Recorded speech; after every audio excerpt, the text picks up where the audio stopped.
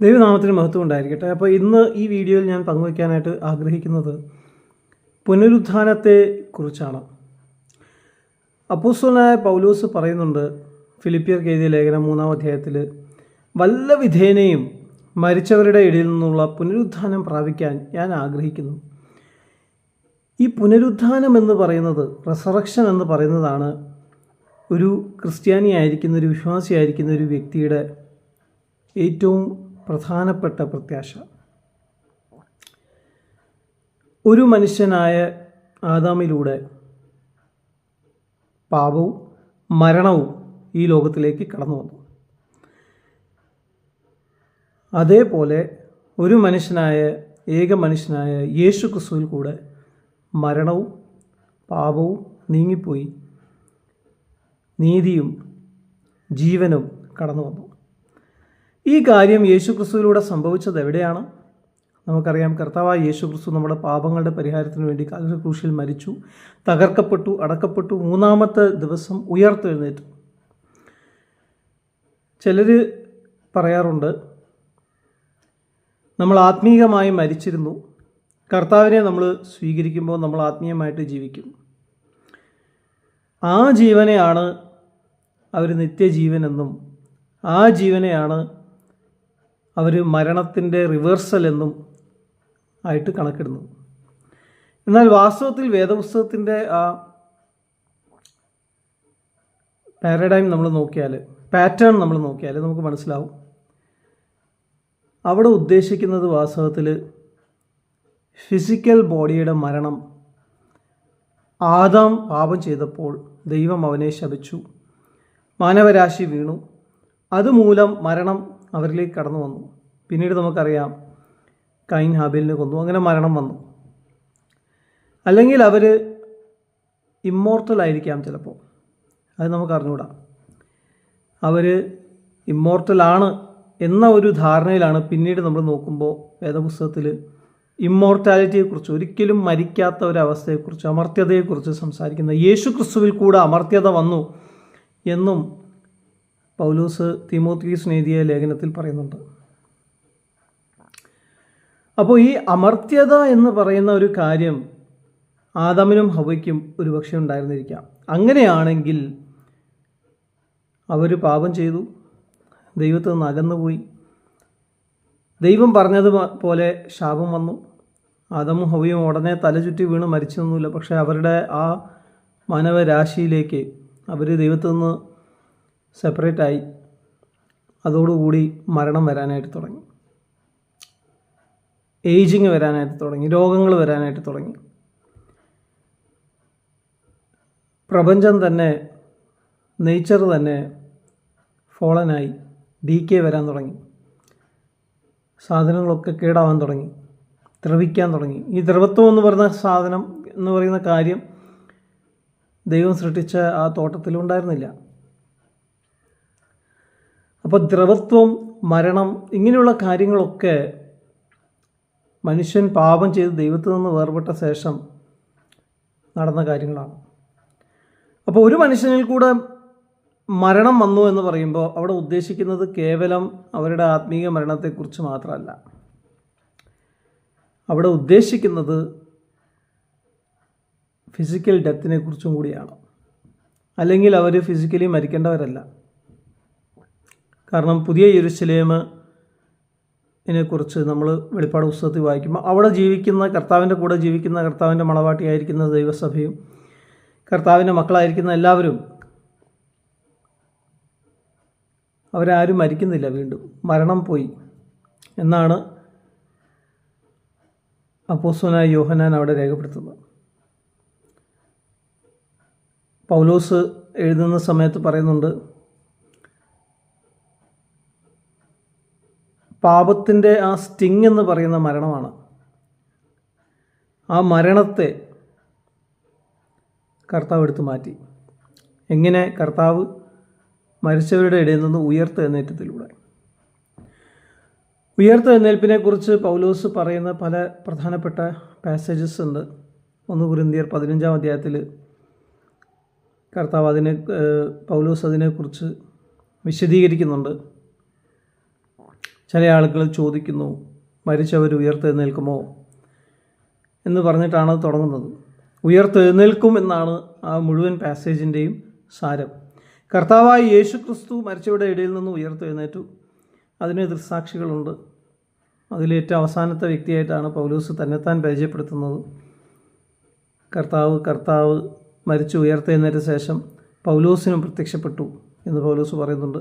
500ഓളം പേര് വേറെ ഉണ്ടായിരുന്നു. അവസാനം പൗലോസും കൂടെ കർത്താവിനെ ഉയർത്തെഴുന്നേറ്റവനായ കർത്താവിനെ കണ്ടു. പിന്നീട് പറയുന്നത് കർത്താവായ യേശു ക്രിസ്തു ഇനി വീണ്ടും മടങ്ങി വരുന്ന സമയത്ത് കർത്താവായ യേശു ക്രിസ്തുവിൽ വിശ്വസിക്കുന്ന ആളുകൾ, അവർ മരിച്ചു പോയെങ്കിലും അവർ ആ സമയത്ത് ജീവനോടെ ഇരിക്കുന്നവരാണെങ്കിലും അവർ രൂപാന്തരം പ്രാപിക്കും. ജീവനോടെ ഇരിക്കുന്നവർ രൂപാന്തരം പ്രാപിച്ച് അമർത്യതയുള്ള വിൺ ശരീരങ്ങളെ, ഹെവൻലി ബോഡീസ്, സ്വർഗീയ ശരീരങ്ങളെ പ്രാപിക്കും. അമർത്യതയുള്ള കർത്താവായ യേശു ക്രിസ്തുവിനെ പോലെയുള്ള, കർത്താവായ യേശു ക്രിസ്തു ഉയർത്തെഴുന്നേറ്റപ്പോൾ ഉണ്ടായിരുന്ന അതേപോലെയുള്ള ശരീരങ്ങൾ അവർ അവകാശമാക്കും. മരിച്ചുപോയവരും ഉയർത്തെഴുന്നേൽക്കും. പിന്നെ അവർ മരിക്കില്ല. അങ്ങനെയൊരു ജീവിതം, അതിനെയാണ് നിത്യജീവൻ എന്നതുകൊണ്ട് വേദപുസ്തകം പറയുന്നത്.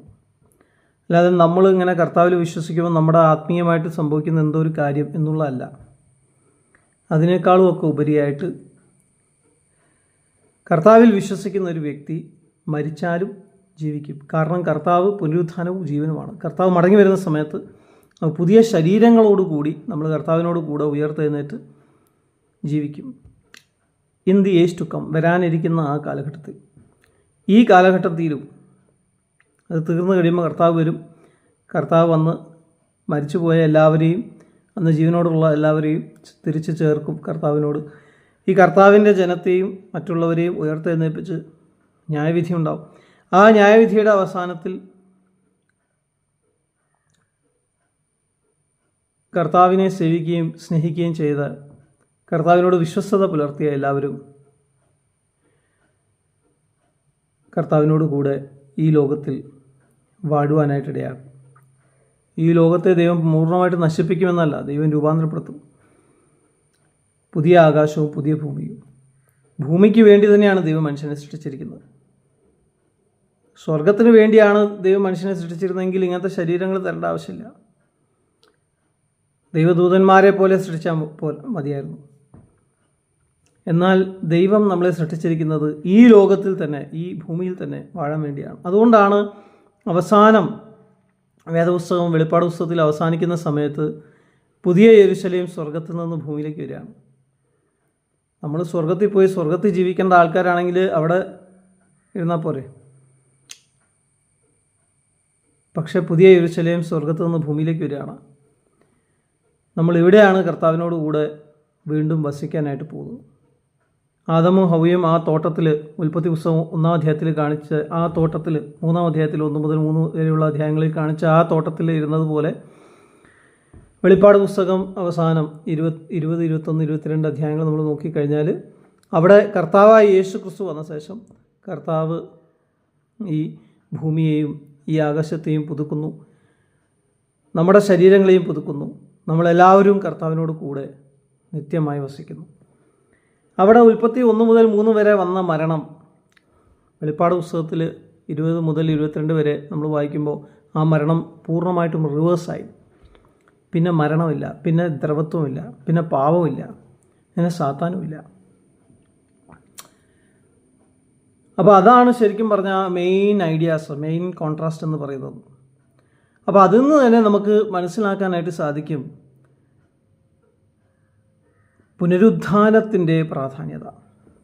അതിൽ നിന്ന് തന്നെ നമുക്ക് മനസ്സിലാക്കാനായിട്ട് സാധിക്കും. നമ്മൾ മരിച്ച ശേഷം ഇങ്ങനെ ചില ആളുകളൊക്കെ നമ്മളോട് പറയാറുണ്ട്, ഹിന്ദുക്കളൊക്കെ പറയും,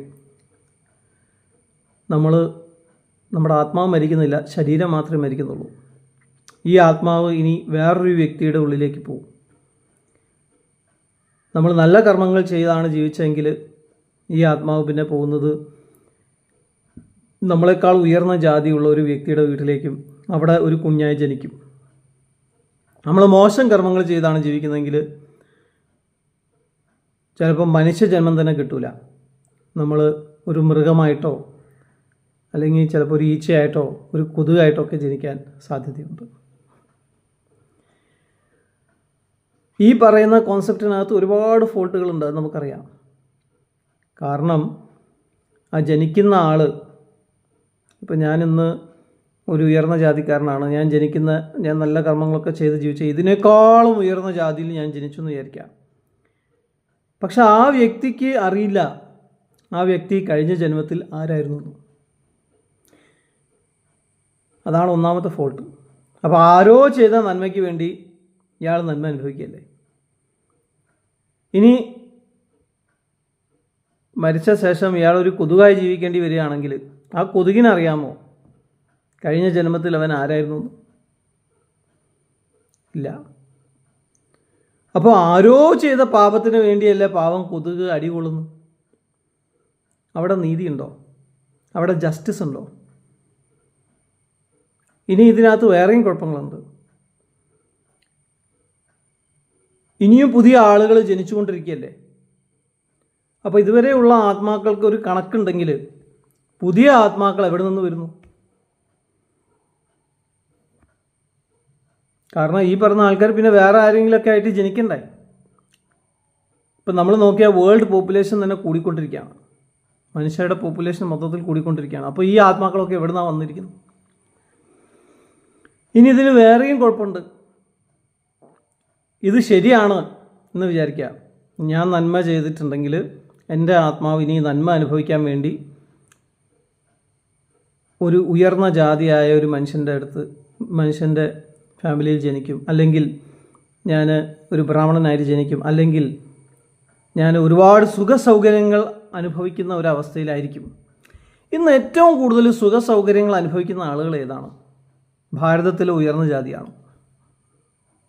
ഏറ്റവും കൂടുതൽ സുഖസൗകര്യങ്ങൾ അനുഭവിക്കുന്ന ഇന്ന് ഏറ്റവും അനുഗ്രഹിക്കപ്പെട്ട ആളുകളെന്ന് നമ്മൾ വിശേഷിപ്പിക്കുന്നത് ഇന്ന് മാത്രമല്ല കുറേ കൊല്ലങ്ങളായിട്ട്, ആയിരക്കണക്കിന് കൊല്ലങ്ങളായിട്ട് വെസ്റ്റേൺ വേൾഡിലുള്ള മനുഷ്യരാണ്.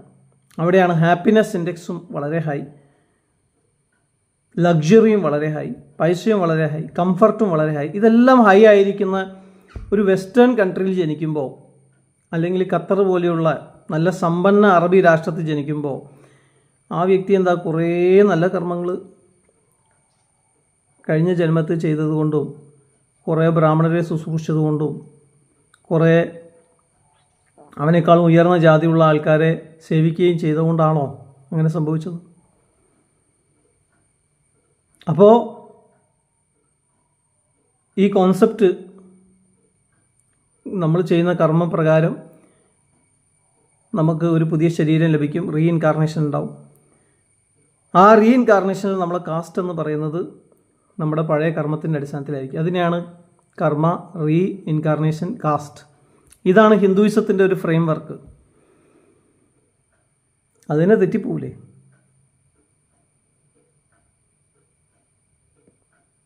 കാരണം ഹിന്ദുവായി ജനിച്ച ഒരു വ്യക്തി നല്ല കർമ്മങ്ങളൊക്കെ ചെയ്ത് ജീവിച്ചിട്ട് പിന്നെ മരിച്ചിട്ട് പിന്നെ അവൻ ക്രിസ്ത്യാനിയായി ജനിക്കുമോ? വെസ്റ്റേൺ വേൾഡിൽ കൂടുതൽ സുഖങ്ങൾ അനുഭവിക്കാൻ വേണ്ടി? അതോ ഖത്തർ പോലെയുള്ള കൺട്രിയിൽ ഒരു അറബിയായിട്ട് മുസൽമാനായിട്ട് ജനിക്കുമോ? അങ്ങനെയാണെങ്കിൽ പിന്നെ ഇവർ ചെയ്യുന്ന ഈ കർമ്മങ്ങൾക്കും ഇവർ കൂടിയ ജാതിയാണ് കുറഞ്ഞ ജാതിയാണെന്നൊക്കെ പറയുന്നതിനകത്ത് എന്തർത്ഥമുള്ളത്? അങ്ങനെ ഒരുപാട് കാര്യങ്ങളുണ്ട്. നീതിയും ന്യായവും സംബന്ധിച്ച് പറഞ്ഞാൽ ഒരു വ്യക്തി മരിച്ചിട്ട് അവൻ്റെ ആത്മാവ് ഒരു കൊതുകായിട്ടോ അല്ല വേറെ ഒരു ഉയർന്ന ജാതിക്കാരൻ്റെ ആത്മാവായിട്ടോ അല്ല വെസ്റ്റേൺ വേൾഡിലോ അറബി നാടിലോ ഉള്ളൊരു സമ്പന്നൻ്റെ ആത്മാവായിട്ടോ ജീവിക്കുകയാണെങ്കിൽ ഈ 3 അവസ്ഥയിലും ഈ കർമ്മ, റീഇൻകാർണേഷൻ, കാസ്റ്റ് എന്ന് പറയുന്ന ആ ഒരു ഫ്രെയിംവർക്ക് ഫെയിലിയറാണ്. കാരണം നീതി നടപ്പാവുന്നില്ല. ഞാൻ ചെയ്ത പാപത്തിന് വേറൊരു കൊതുക അനുഭവിക്കുന്നത്, ഞാൻ ചെയ്ത നന്മയ്ക്ക് വേറെ ഒരു മനുഷ്യനാണ് നന്മ അനുഭവിക്കുന്നത്, ഞാൻ ചെയ്ത സൽക്കർമ്മങ്ങൾ കാരണം വേറൊരു മനുഷ്യനാണ് ഉയർന്ന ജാതിയിൽ ജനിക്കുന്നത്. എന്തർത്ഥമുള്ളത്? ആ മനുഷ്യർക്ക് ആർക്കും തമ്മിൽ പരിചയമില്ലെന്ന് താനും. എനിക്കറിഞ്ഞുകൂടാ ഞാൻ കഴിഞ്ഞ ജന്മത്തിൽ ആരായിരുന്നു, അറിയാനൊരു വഴിയില്ലെന്ന് താനും. അപ്പോൾ എങ്ങനെയാണ് അത് നമുക്ക് വിശ്വസിക്കാനായിട്ട് സാധിക്കുക? അതിലെവിടെയാണ് നീതിയുള്ളത്? അപ്പോൾ നീതിയുള്ളൊരു ദൈവമുണ്ട് എന്ന് വിചാരിക്കുക. അങ്ങനെയാണെങ്കിൽ ഒരാൾ ചെയ്ത നന്മയ്ക്ക് വേറൊരാൾക്ക് ശിക്ഷ കൊടുക്കാൻ പറ്റുമോ? വേറൊരാൾ ചെയ്ത തിന്മയ്ക്ക് വേറൊരാൾക്ക് തിന്മ കൊടുക്കാൻ പറ്റുമോ? ശിക്ഷ കൊടുക്കാൻ പറ്റുമോ? വേറൊരാൾ ചെയ്ത നന്മയ്ക്ക് മറ്റൊരാൾക്ക് അതിൻ്റെ സുഖങ്ങൾ കൊടുക്കാനായിട്ട് പറ്റുമോ? അപ്പോൾ നീതി ന്യായം എന്ന് പറയുന്ന ഒരു കാര്യത്തെ സംബന്ധിച്ച് പറഞ്ഞാൽ ഈ ഒരു കാര്യം അസാധ്യമാണ്. കാരണം നീതി ന്യായമൊക്കെ നടപ്പാക്കാനല്ലേ ഈ പറയുന്ന ഫ്രെയിംവർക്ക് തന്നെ സൃഷ്ടിച്ചിരിക്കുന്നത്. എന്ന് വെച്ചാൽ നീതിയുണ്ട് ഈ ജന്മത്തിൽ അല്ലെങ്കിൽ അടുത്ത ജന്മത്തിൽ അല്ലെങ്കിൽ അതിൻ്റെ അടുത്ത ജന്മത്തിൽ. ആ വ്യക്തി ആരാന്ന് പോലും നമുക്കറിയില്ല. പിന്നെ അതിലെങ്ങനെയാണോ നീതി കിട്ടാൻ പോകുന്നത്? അത് ഒരു പ്രധാനപ്പെട്ട ഒരു പോരായ്മയാണ് എന്ന് മാത്രമല്ല, അതിൽ വേറെയും പോരായ്മകളുണ്ട്. ഇപ്പോൾ ഒരു ആത്മാവ് അവൻ്റെ ജീവിതം ആരംഭിക്കുന്ന ഒരു ബാക്ടീരിയ ആയിട്ടാണ് സങ്കല്പിക്കുക. ബാക്ടീരിയ നിന്ന് പിന്നെ അമീബയായി, പിന്നെ അമീബയിൽ നിന്ന് പിന്നെ പ്രോട്ടോസോവ, അമീബയിൽ നിന്ന് പിന്നെ ഒരു ചെറിയ ജീവിയായി, ഒരു ഇൻസെക്റ്റായി, പിന്നെ ഒരു പാമ്പായി, അത് കഴിഞ്ഞ് പിന്നെ ഒരു എലിഫൻ്റായി, അല്ലെങ്കിൽ അതിൻ്റെ ഇടയ്ക്ക് ഒരു ബേർഡായി എന്നൊക്കെ പറഞ്ഞ് ഇങ്ങനെ പരിണമിച്ച് ആ ആത്മാവ് അടുത്തടുത്ത ലെവലിലേക്ക് ഇങ്ങനെ കയറി വന്ന് ആ ആത്മാവ് പിന്നീട് ശൂദ്രനായി ജനിക്കുകയാണ്. എന്തിന്? മറ്റ് ബ്രാഹ്മണന്മാരെയും ഉയർന്ന 3 ജാതികളെയും ശുശ്രൂഷിക്കാൻ വേണ്ടി. അവരൊക്കെ പാപികളാണ്, ജന്മനാ പാപികളാണ്. അവരോട് ഇപ്പോൾ പാപബോധത്തെക്കുറിച്ച് പറയേണ്ട ആവശ്യമില്ല. കാരണം അവരുടെ ധാരണ എന്താണ്? ഞങ്ങൾ പാപം ചെയ്തുകൊണ്ട് പഴയ ജന്മത്തിലെ പാപം കാരണമാണ് ഞങ്ങൾ ശൂദ്രരായി ജനിച്ചിരിക്കുന്നത്. അവരുടെ ഡ്യൂട്ടി എന്ന് പറയുന്നത് എന്താണ്? ഉയർന്ന ജാതികളെ സേവിക്കുക. അങ്ങനെ ചെയ്താൽ അവരുടെ പാപം ക്ഷമിക്കപ്പെടുമത്രേ. അപ്പോൾ അത് കഴിഞ്ഞ് പിന്നെ ബ്രാഹ്മണനായി, അങ്ങനെയൊക്കെ ആയിക്കഴിഞ്ഞാലും ആ ബ്രാഹ്മണന് പോലും ഉറപ്പില്ല. ആ ബ്രാഹ്മണന് പോലും അവൻ മോക്ഷം പ്രാപിക്കും എന്നതിനെക്കുറിച്ച് യാതൊരു ഉറപ്പും ഇല്ല. ശ്രീകൃഷ്ണൻ ഗീതയിലൊരു പ്രധാനപ്പെട്ട ഒരു കോൺവെർസേഷൻ ഉണ്ട് ശ്രീകൃഷ്ണനും അർജുനനും തമ്മിൽ. ശ്രീകൃഷ്ണൻ അർജുനനെ പ്രോത്സാഹിപ്പിക്കുകയാണ്. അവൻ്റെ കർമ്മങ്ങൾ, അവൻ്റെ ജാതി വ്യവസ്ഥ പ്രകാരമുള്ള അവൻ്റെ കർമ്മം എന്ന് പറയുന്നത് യുദ്ധം ചെയ്യുക എന്നുള്ളതാണ്. അതവൻ കൃത്യമായിട്ട് ചെയ്യുക എന്ന് പറഞ്ഞ് അവനെ പ്രോത്സാഹിപ്പിക്കുകയാണ്. അത് അവൻ കൃത്യമായിട്ട് ചെയ്യുകയാണെങ്കിൽ അവൻ്റെ സൽക്കർമ്മങ്ങൾ വർദ്ധിക്കും എന്നൊക്കെ പറഞ്ഞ് ഇങ്ങനെ സംസാരിച്ചുകൊണ്ടിരിക്കുമ്പോൾ അർജുനൻ അങ്ങോട്ട് ചോദിക്കുന്ന ചോദ്യമുണ്ട്. ഞാൻ ഇതൊക്കെ ചെയ്തുകൊണ്ടിരിക്കുക, ഞാൻ ഈ കർമ്മമാർഗത്തിലായിരിക്കുന്ന സമയത്ത്, ഞാനിങ്ങനെ എൻ്റെ കർമ്മങ്ങൾ കൃത്യമായിട്ട് ചെയ്ത് നിർവഹിച്ച് പോയിക്കൊണ്ടിരിക്കുന്ന സമയത്ത് ഫലമൊന്നും ഇച്ഛിക്കാതെ ഞാൻ അങ്ങനെ മുന്നോട്ട് പോയിക്കൊണ്ടിരിക്കുന്ന പെട്ടെന്ന് ഞാൻ മരിച്ചു എന്ന് വിചാരിക്കാം. അങ്ങനെയാണെങ്കിൽ എനിക്ക്, എൻ്റെ ആത്മാവിന് എന്ത് സംഭവിക്കും? ഞാൻ നിർവ്വാണം പ്രാപിച്ചില്ല, ഞാൻ ദൈവത്തോട് ചേരുന്ന ഒരവസ്ഥ, മോക്ഷം എന്ന് പറയുന്ന അവസ്ഥ പ്രാപിച്ചില്ല. അങ്ങനെയാണെങ്കിൽ എൻ്റെ ആത്മാവിന് എന്ത് സംഭവിക്കും? അപ്പോൾ ശ്രീകൃഷ്ണൻ അവനോട് പറയുന്നത്, അങ്ങനെയാണെങ്കിൽ നിൻ്റെ ആത്മാവ് മോക്ഷം മാത്രം ആഗ്രഹിക്കുന്ന, അങ്ങനെ അതിനെ വേണ്ടി സെപ്പറേറ്റഡ് ആയിട്ടുള്ള ഒരു യോഗിയുടെ ഭവനത്തിൽ ജനിക്കും, അല്ലെങ്കിൽ ഒരു ബ്രാഹ്മണൻ്റെ ഭവനത്തിൽ ജനിക്കും. ഇത് ഗീതയിലുണ്ട്, നിങ്ങൾ പോയി വായിച്ചു നോക്കിക്കോ. അങ്ങനെയാണെങ്കിൽ അവിടെ ആ പറയുന്ന അവസ്ഥയിൽ നീ ദൈവത്തോടു കൂടെ അടുക്കുകയും മോക്ഷം പ്രാപിക്കുകയും ചെയ്യും. അങ്ങനെയാണെങ്കിൽ ഈ ജന്മത്തിൽ തന്നെ അത് ചെയ്താൽ പോരെ? അർജുനൻ എന്തിനാണ് യുദ്ധം ചെയ്യേണ്ട ആവശ്യം? അർജുനൻ പോയി മെഡിറ്റേഷൻ ചെയ്യട്ടെ. അർജുനന് അതല്ലേ ഏറ്റവും ഹയസ്റ്റ് ഗോള്. പിന്നെ എന്തിനാണ് അവൻ്റെ കാസ്റ്റിൻ്റെ ഡ്യൂട്ടി അവൻ ചെയ്യേണ്ട ആവശ്യം?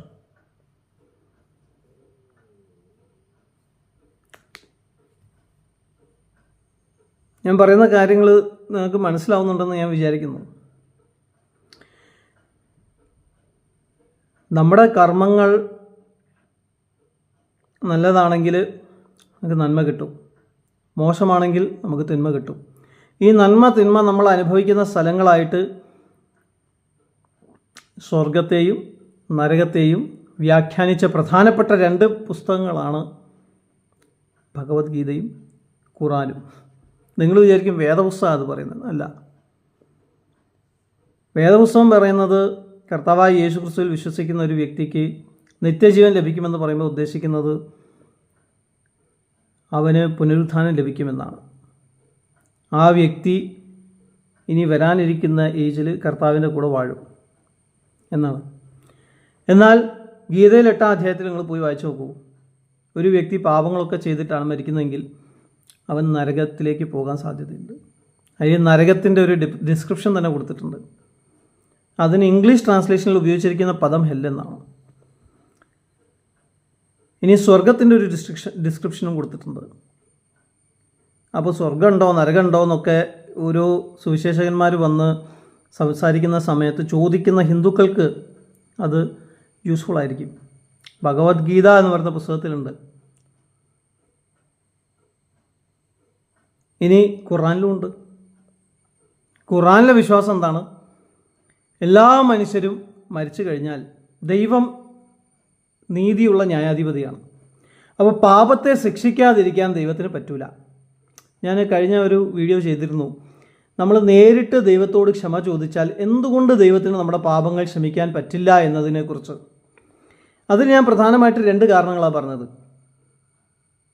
നമ്മൾ നേരിട്ട് ദൈവത്തോട് പ്രാർത്ഥിക്കുകയാണ് യേശുക്രിസ്തു ഇല്ലാതെ. അങ്ങനെയാണെങ്കിൽ ദൈവത്തിന് നമ്മുടെ പാപങ്ങൾ ക്ഷമിക്കാൻ പറ്റുമോ? ക്ഷമിക്കാൻ പറ്റുകയില്ല എന്നാണ് ഞാൻ വാദിച്ചത്. അതിന് ഞാൻ 2 കാരണങ്ങൾ പറഞ്ഞു. അതിൽ ഒന്നാമതായിട്ട് ഞാൻ പറഞ്ഞ കാരണം എന്താണെന്ന് വെച്ചാൽ ദൈവം നീതിമാനാണ്. പാപത്തെ ശിക്ഷിക്കാതിരിക്കാൻ ദൈവത്തിന് പറ്റില്ല.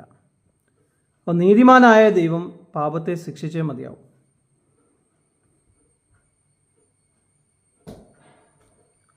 യേശു ക്രിസ്തുവിൽ ദൈവം ആ ശിക്ഷ നടപ്പാക്കുന്നു എന്നാണ് ക്രിസ്ത്യാനികൾ വിശ്വസിക്കുന്നത്. അതുകൊണ്ട് ആ പാപത്തിൻ്റെ ശിക്ഷ കഴിഞ്ഞതുകൊണ്ട് അവർക്ക് ദൈവത്തിൽ നിന്ന് മാപ്പ് ലഭിക്കും യേശു ക്രിസ്തുവിൽ കൂടെ. പക്ഷെ നേരിട്ട് പോയി ഒരു വ്യക്തി ദൈവത്തോട് ക്ഷമ ചോദിക്കുകയാണെങ്കിൽ ദൈവത്തിന് ക്ഷമിക്കാൻ പറ്റില്ല. കാരണം ദൈവം നീതിയുള്ള ന്യായാധിപതിയാണ്. ദൈവത്തിൻ്റെ നീതി തന്നെ അതിന് തടസ്സമായി നിൽക്കും. കാരണം പാപത്തെ ശിക്ഷിച്ചേ പറ്റൂ. ഈ കോൺസെപ്റ്റ് ഞാൻ പറഞ്ഞപ്പോൾ ചില ആളുകളൊക്കെ മുസ്ലിംസിനൊക്കെ ഒരു സംശയം തോന്നിയിട്ടുണ്ടാവും. ഞങ്ങളൊക്കെ ദൈവത്തോട് നേരിട്ട് പ്രാർത്ഥിച്ചാൽ പോരെ? ഞങ്ങൾ അങ്ങനെ പ്രാർത്ഥിക്കുന്നവരല്ലേ?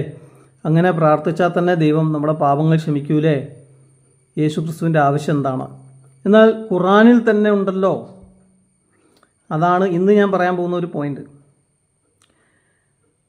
ദൈവം നീതിയുള്ള ന്യായാധിപതി ആയതുകൊണ്ട് എല്ലാ മനുഷ്യരും അവർ ചെയ്ത പാപത്തിൻ്റെ ശിക്ഷ അനുഭവിക്കേണ്ടി വരും. അതിന് അവർ നരകത്തിലേക്ക് പോകുമെന്ന് ഖുറാനിലുണ്ട്, ഇല്ലേ? എന്ന് പറഞ്ഞാൽ നിങ്ങൾ 100 നന്മ ചെയ്തെന്ന് വിചാരിക്കുക, 100 കർമ്മങ്ങൾ ചെയ്തെന്ന് വിചാരിക്കുക. അതിൽ 80 കർമ്മം നല്ല കർമ്മമായിരുന്നു, പക്ഷേ 20 കർമ്മം മോശം കർമ്മമായിരുന്നു. ഞാൻ 20 കർമ്മത്തിൻ്റെ തിന്മ അനുഭവിക്കാൻ വേണ്ടി നിങ്ങൾ നരകത്തിലേക്ക് പോകേണ്ടി വരും എന്ന് ഖുറാനിൽ പറയുന്ന പാസേജ് ഉണ്ട്. ഈ കാര്യം എന്നോട്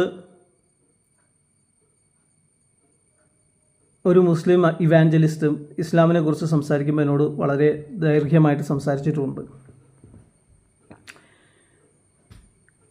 എന്ന് പറഞ്ഞാൽ ദൈവം നീതിയുള്ള ന്യായാധിപതി ആയതുകൊണ്ട് ദൈവത്തിന് പാപത്തെ ശിക്ഷിച്ചേ മതിയാകൂ.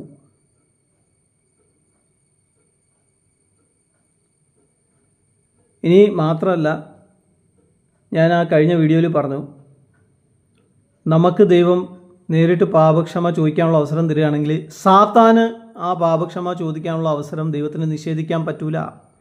പക്ഷെ സാത്താൻ്റെ ശിക്ഷ ഓൾറെഡി ദൈവം പ്രഖ്യാപിച്ചു കഴിഞ്ഞു. അവൻ്റെ ശിക്ഷ ദൈവത്തിന് മാറ്റാനും പറ്റൂല. അപ്പം നമ്മുടെ പാപം ക്ഷമിക്കുകയും ചെയ്യണം, സാത്താൻ്റെ പാപം ക്ഷമിക്കാനും പറ്റൂല. അതിന് വേണ്ടിയും കൂടിയാണ് ദൈവം യേശു ക്രിസ്തു എന്ന് പറയുന്ന ഒരു പദ്ധതി നമുക്ക് ഉണ്ടാക്കി തന്നിരിക്കുന്നത്.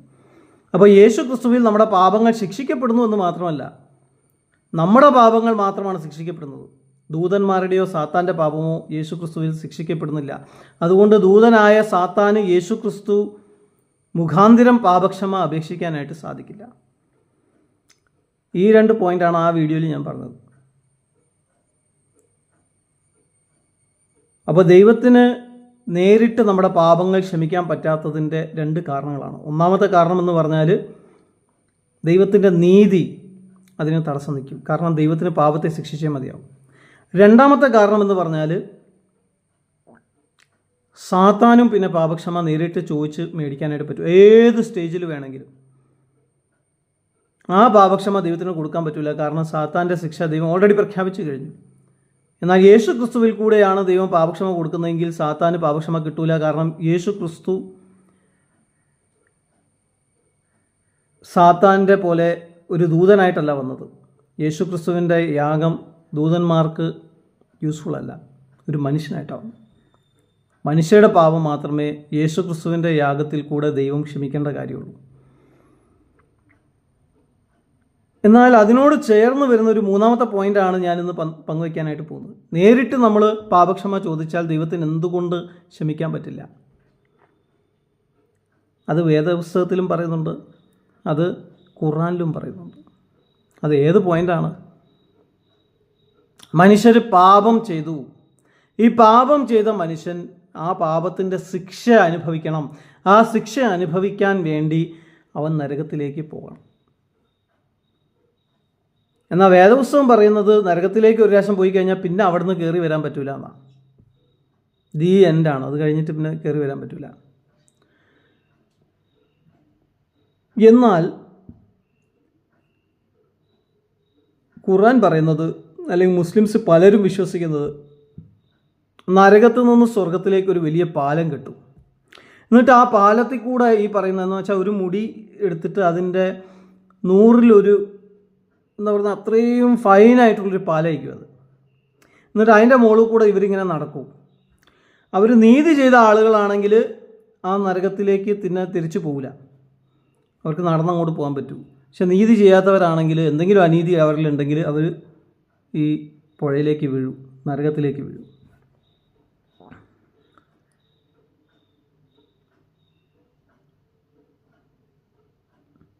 എന്നാൽ വേറെ ചിലർ പറയുന്നു, അങ്ങനെ വീണു പോയാലും അവിടെ നിന്നിട്ട് നമ്മൾ പാപക്ഷമയ്ക്ക് വേണ്ടി കരഞ്ഞാൽ ദൈവം ചിലപ്പോൾ അങ്ങോട്ട് ക്ഷമിച്ചെന്ന് വരും, നമ്മൾ അങ്ങോട്ട് കയറ്റിയെന്ന് വരും. എനിക്ക് ചോദിക്കാനുള്ള ഒരു കാര്യമാണ് ഈ പറയുന്ന ആളുകളോട്, നിങ്ങൾ എല്ലാ ദിവസവും അള്ളാഹുവിനോട്, ദൈവത്തോട് നേരിട്ട് പാപക്ഷമ ചോദിക്കുന്ന ആളുകളല്ലേ? പിന്നെ എങ്ങനെയാണ് നരകത്തിൽ പോകുന്നത്? പിന്നെ എങ്ങനെയാണ് നരകത്തിൽ നിന്ന് സ്വർഗത്തിലേക്കൊരു പാലത്തിൻ്റെ ആവശ്യം വരുന്നത്? ദൈവം അങ്ങോട്ട് പാപം ക്ഷമിച്ചു കഴിഞ്ഞാൽ നിങ്ങൾ നേരിട്ട് പർദീസയിലേക്കല്ലേ പോവുക?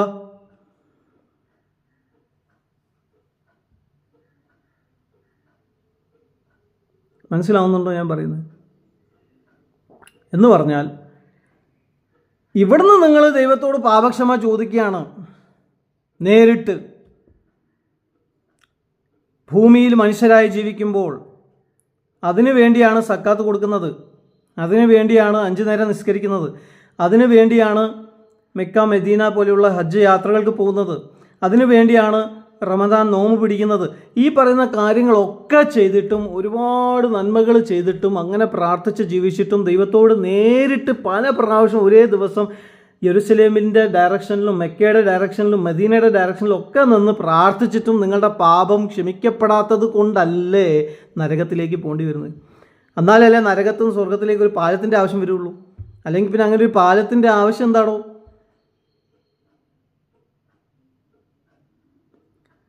ഈ പറയുന്ന പഠിച്ച പണി മുഴുവനും നോക്കിയിട്ടും ദൈവത്തോട് ക്ഷമ ചോദിച്ചിട്ടും ദൈവം നേരിട്ട് നിങ്ങളുടെ പാപം ക്ഷമിക്കാത്തത് കൊണ്ടല്ലേ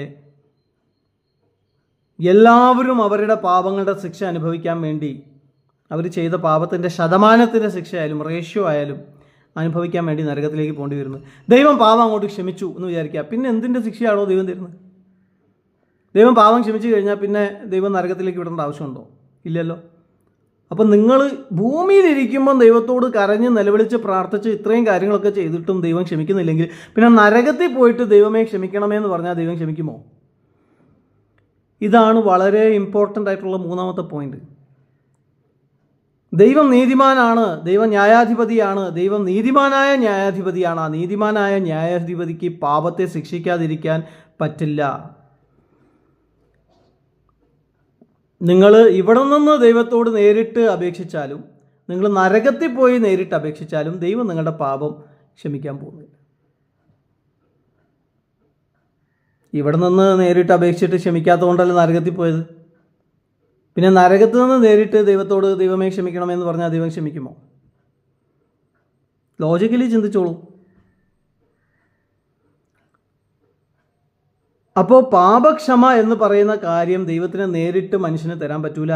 അതുകൊണ്ടാണ് പാപത്തെ ശിക്ഷിക്കാൻ വേണ്ടി പാപത്തിൻ്റെ ശിക്ഷ ഏറ്റെടുക്കാൻ വേണ്ടി ദൈവം മനുഷ്യനോടുള്ള സ്നേഹം കൂടെ പ്രദർശിപ്പിക്കാൻ വേണ്ടി മനുഷ്യരൂപത്തിൽ വന്നു. നമ്മുടെ പാപങ്ങൾ വഹിച്ചുകൊണ്ട് അതിൻ്റെ ശിക്ഷ കർത്താവായ യേശു ക്രിസ്തു അനുഭവിച്ചു. അവൻ നമുക്ക് പകരമായി മരിച്ചു. ആ പാപത്തിൻ്റെ ശിക്ഷ എന്താണ്? മരണം. പാപത്തിൻ്റെ ശിക്ഷ മരണം. അത് അവൻ അനുഭവിച്ചു. എന്നാൽ ആ മരണത്തെ അവൻ ജയിച്ചു. മൂന്നാമത്തെ ദിവസം അവൻ ഉയർത്തെഴുന്നേറ്റു. കർത്താവായ യേശു ക്രിസ്തു മൂന്നാമത്തെ ദിവസം ഉയർത്തെഴുന്നേറ്റില്ലെങ്കിൽ പാപത്തിൻ്റെ മുകളിലും മരണത്തിൻ്റെ മുകളിലും കർത്താവിന് ജയമില്ല. കർത്താവിന് പാപത്തിൻ്റെ മുകളിലും കർത്താവിന് മരണത്തിൻ്റെ മുകളിലും ജയമില്ലെങ്കിൽ സാത്താൻ്റെ മുകളിൽ കർത്താവിന് ജയമില്ല. ഈ പറയുന്ന കാര്യങ്ങളുടെ മുകളിൽ കർത്താവിന് ജയമില്ലെങ്കിൽ പിന്നെ കർത്താവിന് നമുക്ക് എങ്ങനെ ഒരു പുനരുദ്ധാനം തരാൻ പറ്റും? നമുക്കെങ്ങനെ ഒരു പാപക്ഷമ തരാൻ പറ്റും? നമുക്കെങ്ങനെ സാത്താനിൽ നിന്നൊരു വിടുതൽ തരാൻ പറ്റും?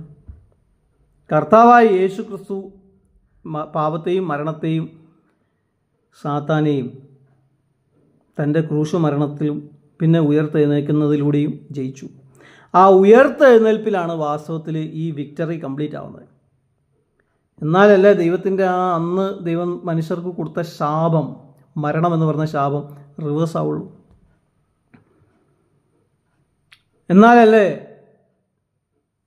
ഉൽപ്പത്തിയിൽ ആരംഭിച്ച ആ ക്രിയേഷൻ്റെ ഫുൾ പെർഫെക്ഷൻ പുതിയ നിയമത്തിൽ വെളിപ്പാട് പുസ്തകത്തിൻ്റെ അവസാനത്തിൽ വരുള്ളൂ.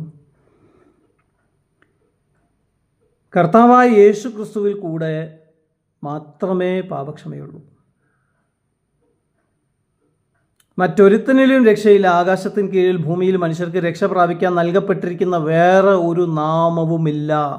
യേശു ക്രിസ്തുവിൽ കൂടെ മാത്രമേ പാപമോചനമുള്ളൂ. ദൈവത്തോട് നേരിട്ട് നിങ്ങൾ ഇവിടെ നിന്ന് അപേക്ഷിച്ചാലും നരകത്തിൽ പോയി അപേക്ഷിച്ചാലും ദൈവം നിങ്ങളുടെ പാപം ക്ഷമിക്കാൻ പോകുന്നില്ല. കാരണം ഇവിടെ നിന്ന് അപേക്ഷിച്ചിട്ട് ക്ഷമിക്കാത്തത് കൊണ്ടല്ലേ നരകത്തിൽ പോയത്. രണ്ടാമത്തെ കാരണം, സാത്താനും ഇതേമാതിരി ഫ്രീഡം ഉണ്ട് അപേക്ഷിക്കാൻ. അവൻ അപേക്ഷിച്ചാൽ ദൈവം ക്ഷമിക്കുമോ? ക്ഷമിക്കൂല. കാരണം ദൈവം ഓൾറെഡി അവൻ്റെ ശിക്ഷ പ്രഖ്യാപിച്ചു കഴിഞ്ഞു. എന്നാൽ ക്ഷമിക്കാതിരുന്നാൽ, നിങ്ങളുടെ പാപം ക്ഷമിക്കുകയും സാത്താൻ്റെ പാപം ക്ഷമിക്കാതിരിക്കുകയും ചെയ്താൽ ദൈവം അനീതിയുള്ള ദൈവമായി പോകില്ലേ? പക്ഷെ ദൈവം നീതിമാനായ ന്യായാധിപതിയാണ്. അപ്പോൾ ദൈവത്തിന് പക്ഷാഭേദം കാണിക്കാൻ പറ്റൂല. സാത്താനോടാണെങ്കിൽ പോലും, സാത്താനോടുള്ള ബന്ധത്തിലാണെങ്കിൽ പോലും. ഈ മാത്രമല്ല, ദൈവം നീതിമാനായ ന്യായാധിപതി ആയതുകൊണ്ട് ദൈവത്തിന് പാപത്തെ ശിക്ഷിക്കാതിരിക്കാൻ പറ്റൂല. അപ്പോൾ പാപത്തെ ശിക്ഷിക്കണ്ടേ? അതിനാണ് ചില ആൾക്കാർ പറയുന്നത് പാപത്തെ ശിക്ഷിക്കാൻ നമ്മളെ നരകത്തിൽ വിടും. അപ്പോൾ നരകത്തിൽ വിട്ട് കഴിഞ്ഞാൽ എടോ ഇവിടെ നിന്ന് നീ പാപക്ഷമയ്ക്ക് വേണ്ടിയിട്ട് അപേക്ഷിച്ചിട്ട് ദൈവം കേട്ടില്ല ഡയറക്റ്റായിട്ട്. നരകത്തിൽ പോയിട്ട് അതിൻ്റെ ശിക്ഷ അനുഭവിച്ചുകൊണ്ടിരിക്കുമ്പോൾ നീ അവിടെ പോയിട്ട് അവന് അപേക്ഷിച്ചാൽ ദൈവം കേൾക്കും? നമ്മളെ ഈ ലോകത്തിലെ കോടതി മാതിരിയല്ല ദൈവത്തിൻ്റെ കോടതി.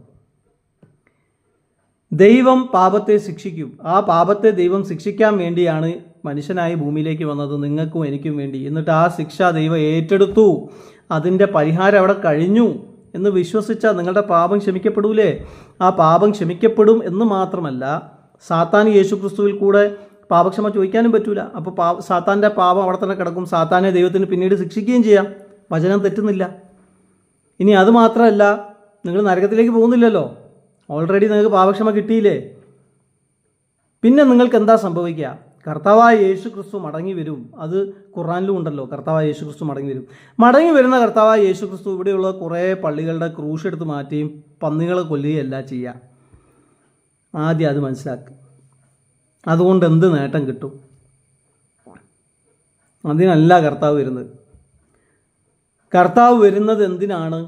അവൻ്റെ രാജ്യം സ്ഥാപിക്കാൻ വേണ്ടിയാണ് ഈ ലോകത്തിൽ. അവൻ മശിയാണ്. മശിയ എന്ന് പറഞ്ഞാൽ രാജാവ് എന്ന അർത്ഥം. അതിൻ്റെ അർത്ഥം പോലും പലർക്കും അറിയില്ല. ക്രൈസ്റ്റ് എന്ന് പറയുന്ന വാക്കിൻ്റെ അർത്ഥം, മെസ്സിയ എന്ന് പറയുന്ന വാക്കിൻ്റെ അർത്ഥം രാജാവ് എന്നാണ്. യഹൂദന്മാരെ സംബന്ധിച്ച് പറയുകയാണെങ്കിൽ അവരുടെ രാജാവ് ദൈവമാണ്. നിങ്ങളും പറയാറില്ലേ അല്ലാഹു അക്ബർ? അതേമാതിരി അവർ പറയാം യഹോവയാണ് ഞങ്ങളുടെ രാജാവ്. ആ ദൈവത്തിൻ്റെ പ്രതിനിധി ആയിരിക്കുന്ന, ദൈവം തന്നെ ആയിരിക്കുന്ന ആ വ്യക്തി യേശു ക്രിസ്തു ഇവിടെ രാജ്യം സ്ഥാപിക്കാനാണ് വീണ്ടും വരുന്നത്. അതാണ് കർത്താവിൻ്റെ ശിഷ്യന്മാർ ചോദിക്കുന്നത് അവസാനം, കർത്താവേ നീ എപ്പോഴാണ് രാജ്യം സ്ഥാപിക്കാൻ പോകുന്നത്, പുനഃസ്ഥാപിക്കാൻ പോകുന്നത്? ഇസ്രായേൽ എപ്പോഴാണ് ഈ അന്യജാതികളിൽ നിന്ന് സ്വാതന്ത്ര്യം പ്രാപിച്ച് സ്വന്തമായിട്ടൊരു രാജ്യമായി തീരുന്നത് എന്നതിനെക്കുറിച്ചാണ് അവർ ചോദിക്കുന്നത്. എന്നാൽ കർത്താവ് പറയുന്നത് ആ രാജ്യം എന്ന് സ്ഥാപിക്കപ്പെടും എന്നതിനെക്കുറിച്ച് നിങ്ങൾ അറിയേണ്ട ആവശ്യമില്ല. ഞാൻ മടങ്ങി വരും. ദൈവത്തിനറിയാം ആ സമയത്ത് ആ രാജ്യം സ്ഥാപിക്കപ്പെടും. ദൈവത്തിന് അതിൻ്റെ തീയതിയും കാര്യങ്ങളൊക്കെ അറിയാം. പിതാവായ ദൈവം ഒഴിച്ച് വേറെ ആർക്കും അതറിയില്ല. കർത്താവായ യേശുക്രിസ്തു ദൈവത്തോട് തുല്യനാണെങ്കിൽ പോലും, ദൈവം തന്നെ ആണെങ്കിൽ പോലും, കർത്താവായ യേശുക്രിസ്തു പിതാവിന് മഹത്വം കൊടുക്കുന്നു. പിതാവ് പുത്രന് മഹത്വം കൊടുക്കുന്നു. അതാണ് ബൈബിളിൻ്റെ ബ്യൂട്ടി. പരിശുദ്ധാത്മാവ് യേശുക്രിസ്തുവിന് മഹത്വം കൊടുക്കുന്നു. യേശുക്രിസ്തു പരിശുദ്ധാത്മാവിന് പ്രാധാന്യം കൊടുക്കുന്നു.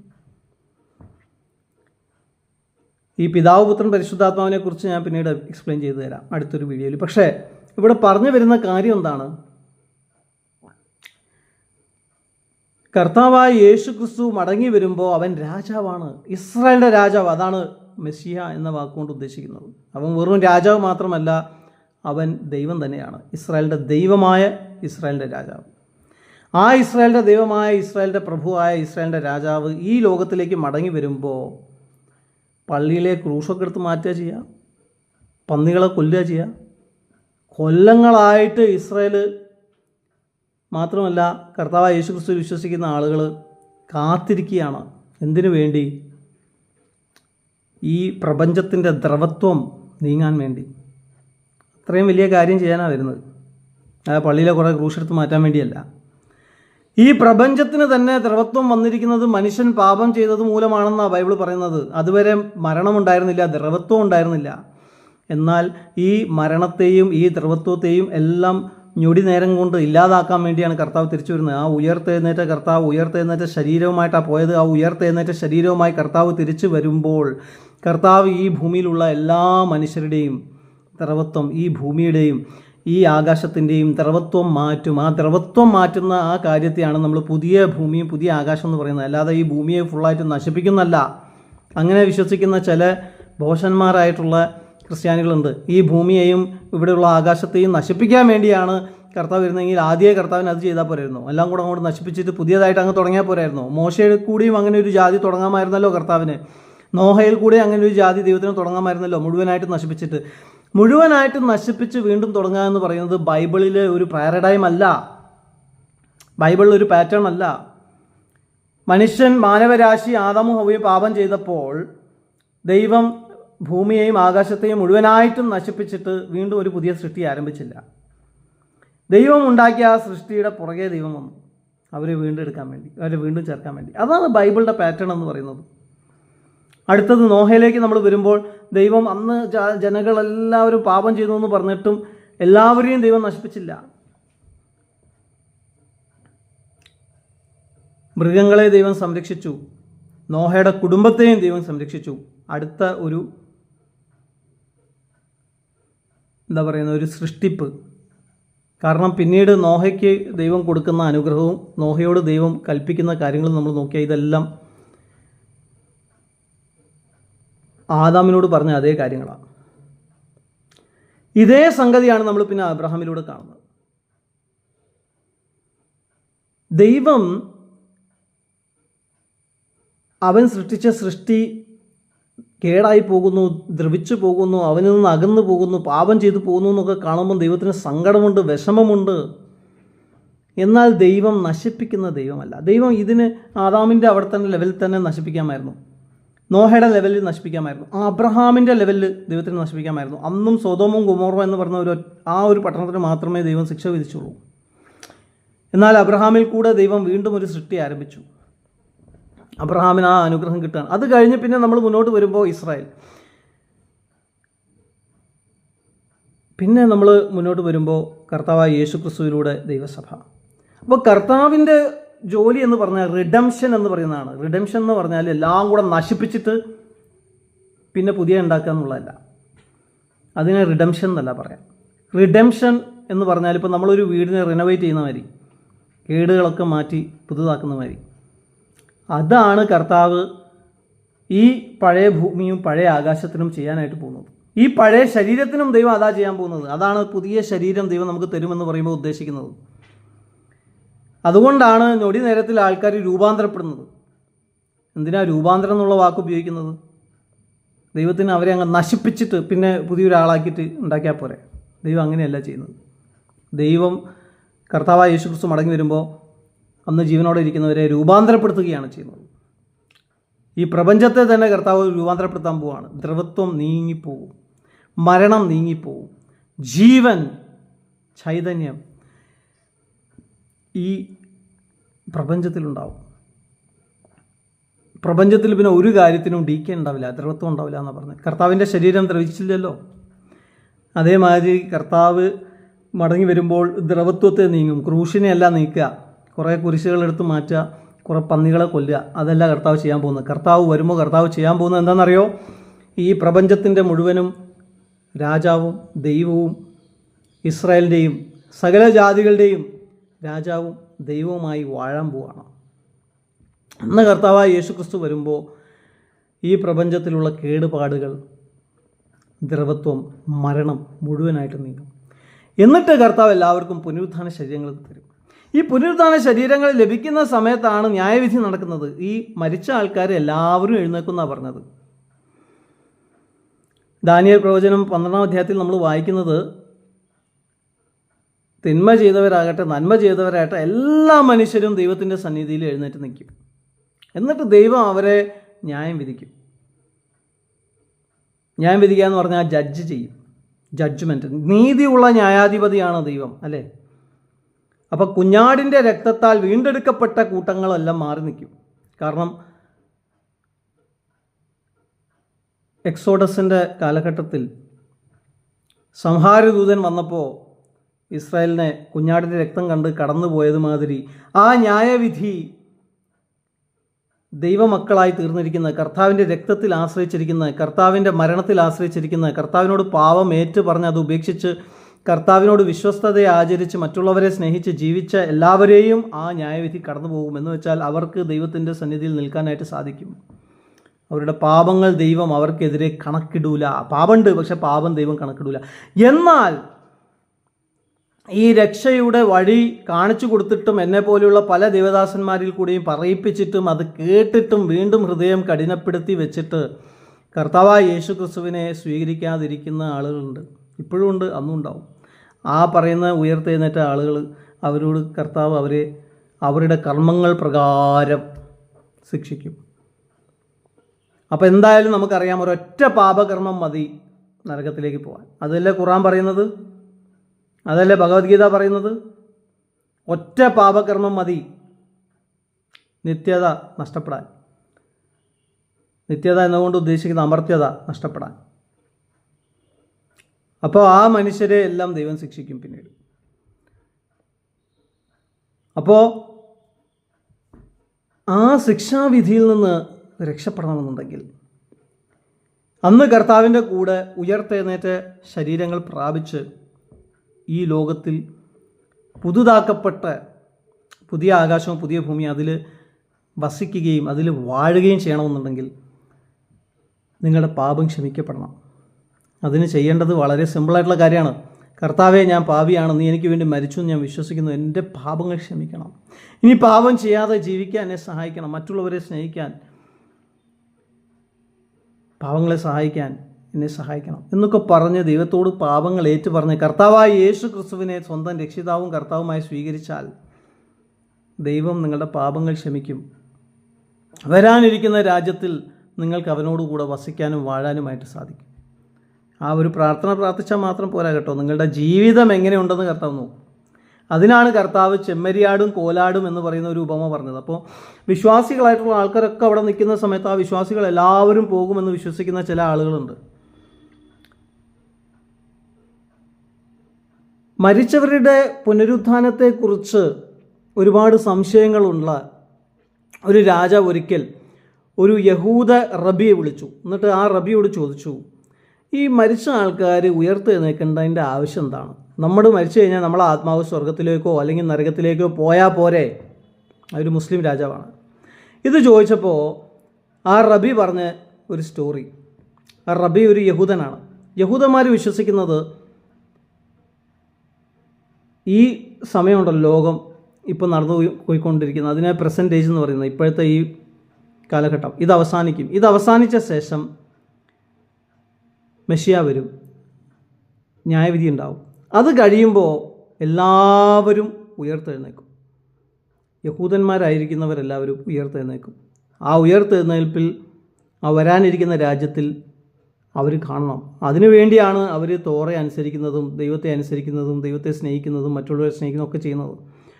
ആ വരാനിരിക്കുന്ന രാജ്യത്തിൽ അവർക്ക് പുനരുത്ഥാന ശരീരങ്ങൾ ലഭിക്കും. അതാണ് അവർ വിശ്വസിക്കുന്നത്. അപ്പോൾ ഈ റബിയോട് ഈ രാജാവ് ചോദിച്ച സമയത്ത്, അപ്പോൾ കുറേ കൊല്ലങ്ങൾക്ക് ശേഷമാണ് ചോദിച്ചാൽ നമുക്ക് മനസ്സിലാക്കാൻ പറ്റും. കർത്താവായ യേശുക്രിസ്തു ജീവിച്ചിരുന്ന മരിച്ചു ഉയർത്തെഴുന്നേറ്റ് പോയ ദൈവസഭ ആരംഭിച്ച ആ ഒരു സമയമല്ല. അത് കഴിഞ്ഞ് കുറേ കാലഘട്ടങ്ങൾക്ക് ശേഷമാണ് ഈ റബിയോട് ഒരാൾ ചോദിക്കുന്നത്, മരിച്ചവർ ഉയർത്തെഴുന്നേൽക്കേണ്ട ആവശ്യം എന്താണ്? മരിച്ചുപോയ ആളുകളുടെ ആത്മാവ് സ്വർഗത്തിലേക്കോ നരകത്തിലേക്കോ പോയാൽ പോരെ? അപ്പോൾ ആ റബി പറഞ്ഞ ഒരു ഉത്തരമുണ്ട്. റബി പറഞ്ഞ എന്താണെന്ന് വെച്ചാൽ, ഒരു അന്ധനുണ്ടായിരുന്നു, ഒരു മുടന്തനുണ്ടായിരുന്നു. മുടന്തന് നടക്കാൻ പറ്റൂല, അന്ധന് കാണാൻ പറ്റൂല. ഇവർ രണ്ടുപേരും കൂടെ ഒരാളുടെ തോട്ടത്തിൽ കയറി ഒരു ഫലം, ഒരു മാങ്ങയോ തേങ്ങയോ എന്താണെങ്കിലും അത് പറിച്ചിട്ട് ഇവർ തിന്നു. ഇവരാണ് ചെയ്തതെന്നുള്ളത് ഓണർക്ക് ബോധ്യപ്പെട്ടു. ഓണർ ഇവരെ അവിടെയുള്ള നാട്ടു ജഡ്ജിൻ്റെ അടുത്തേക്ക് കൊണ്ടുപോയി. അപ്പോൾ നാട്ടു ജഡ്ജി, മജിസ്ട്രേറ്റ് ഇവരെല്ലാവരും കൂടി വന്നിട്ട് സംസാരിച്ച സമയത്ത്, ഇവരെ ചോദ്യം ചെയ്ത സമയത്ത് മുടന്തൻ പറഞ്ഞു, എനിക്ക് നടക്കാൻ പറ്റില്ല, ഇത്രയും ഹൈറ്റുള്ള വൃക്ഷത്തിൽ ഞാനെങ്ങനെ കയറും? കാഴ്ചയില്ലാത്തവനെ പിന്നെ വിളിച്ചു. അപ്പോൾ അവൻ പറഞ്ഞു, എനിക്ക് കണ്ണ് കാണാൻ മേല, എനിക്ക് എങ്ങനെ ഈ ഫലം പറിച്ച് കഴിക്കാൻ പറ്റും? നിങ്ങൾക്ക് തോന്നുന്നുണ്ടോ എനിക്കത് ചെയ്യാൻ പറ്റും? അങ്ങനെ ഇരിക്കുമ്പോൾ ഈ ന്യായാധിപൻ കുറച്ചും കൂടെ ബുദ്ധിയുള്ള മനുഷ്യനാണ്. രണ്ടുപേരെയും ഒരുമിച്ച് വിളിച്ചു, എന്ന് വിസ്താരം ചെയ്തു. അപ്പോൾ മനസ്സിലായി, കാഴ്ചയില്ലാത്തവന് നടക്കാൻ പറ്റൂ, മുടന്തന് കാണാൻ പറ്റൂ. ആ കാഴ്ചയില്ലാത്തവൻ്റെ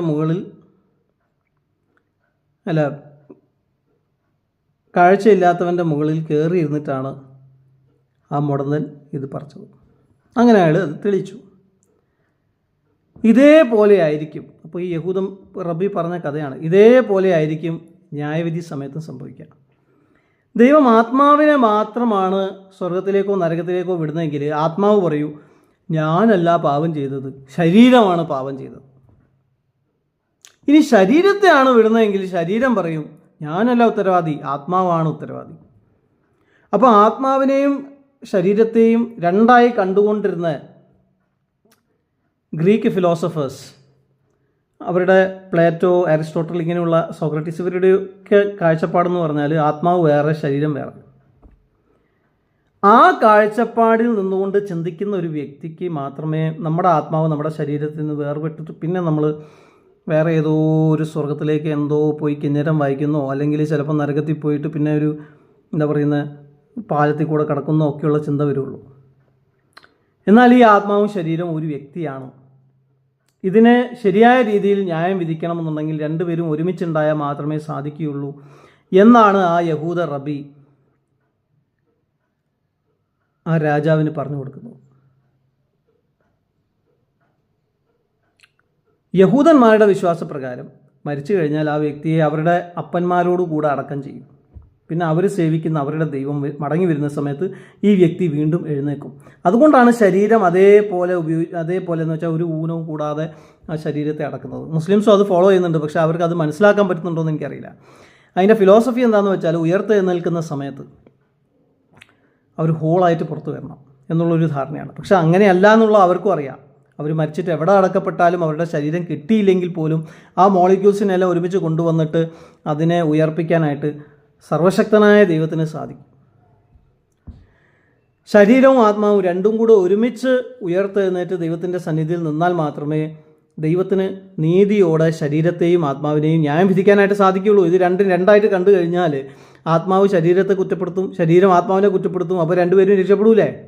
ദൈവത്തെ അങ്ങനെ ഫൂളാക്കാൻ പറ്റുമോ? ദൈവം നീതിയുള്ള ന്യായാധിപതിയല്ലേ? ഇത് കേട്ടപ്പോൾ, ഈ മറുപടി കേട്ടപ്പോൾ ആ രാജാവ് വളരെയധികം പ്രസന്നനായെന്ന് മാത്രമല്ല, ഇവന് നല്ല റിവാർഡൊക്കെ കൊടുക്കാനായിട്ടിടയായി. ഈ സ്റ്റോറി ഞാൻ പറഞ്ഞത് എന്തിനാന്ന് വെച്ചാൽ, നമ്മൾ രക്ഷിക്കപ്പെട്ടു, സ്നാനപ്പെട്ടു, നമ്മുടെ ആത്മീയമായിട്ട് എന്തൊക്കെയോ സംഭവിച്ചു എന്ന് വിശ്വസിച്ചത് കൊണ്ട് മാത്രം നിങ്ങൾ സ്വർഗത്തിലേക്ക് എന്ന് വെച്ചാൽ കർത്താവിൻ്റെ വരവ് വരുന്ന സമയത്ത് ആകാശങ്ങളിലേക്ക് കയറി ചെന്ന് കർത്താവിനെ വരവേറ്റ് ഇങ്ങോട്ട് കൊണ്ടുവന്ന് ഈ ലോകത്ത് കർത്താവ് വാഴുമ്പോൾ കർത്താവിനോട് കൂടെ വാഴാൻ പോകുന്നില്ല.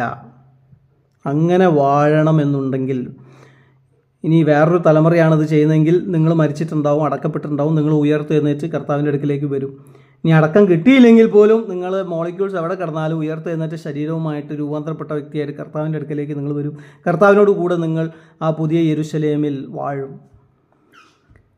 ആ പറയുന്ന കാര്യം നിങ്ങളുടെ ജീവിതത്തിൽ ഫ്യൂച്ചറിൽ സംഭവിക്കണമെന്നുണ്ടെങ്കിൽ നിങ്ങൾക്ക് വളരെ പ്രധാനപ്പെട്ട ഒരു ആശയമാണ് ഞാനീ പങ്കുവയ്ക്കുന്നത്. അന്ന് ദൈവം വിശ്വാസിയായിരിക്കുന്ന വ്യക്തികളെ, വിശ്വാസികളായിരിക്കുന്ന യേശുക്രിസ്തുവിൽ മാത്രം വിശ്വസിക്കുന്ന ആളുകളെ, അപ്പോൾ അവിശ്വാസിയായിട്ടുള്ളവരുടെ കാര്യം ഞാൻ ആദ്യം പറഞ്ഞു. ഇനി വിശ്വാസികളുടെ ന്യായവിധിയാണ്. അവിടെ ചെമ്മരിയാടിനെയും കോലാടിനെയും തമ്മിൽ വേർതിരിക്കും. ചെമ്മരിയാടും കോലാടിനെയും തമ്മിൽ വേർതിരിക്കും എന്ന് പറഞ്ഞാൽ അതൊരു ദൃഷ്ടാന്തമാണ് കർത്താവ് യേശുക്രിസ്തു ഉപയോഗിക്കുന്നത്. അതിലൊരു കൂട്ടം ആടുകളെന്ന് പറഞ്ഞാൽ ചെമ്മരിയാടെന്ന് പറയുന്നവർ കരുണയുള്ളവരാണ്. എന്നാൽ മറ്റേ കൂട്ടം എന്ന് പറഞ്ഞാൽ കരുണയും ദയയും ഇല്ലാത്തവരാണ്. ആ കർത്താവ് ഈ കരുണയുള്ള കൂട്ടത്തോട് നോക്കിയിട്ട് അവരോട് പറയും, എനിക്ക് വിശന്നു, എനിക്ക് ദാഹിച്ചു, എനിക്ക് ഉടുപ്പില്ലായിരുന്നു, ഞാൻ കാരാഗൃഹത്തിലായിരുന്നു, ഞാനൊരു സ്ട്രേഞ്ചറായിട്ട് വന്നു, നീ എന്നെ സഹായിച്ചു. അപ്പോൾ അവർ പറയും, ഈ കരുണ കാണിച്ച ആളുകൾ പറയും, ഞങ്ങളെപ്പോൾ ഇത് ചെയ്തു, ഞങ്ങൾക്കറിയില്ലല്ലോ കർത്താവ്.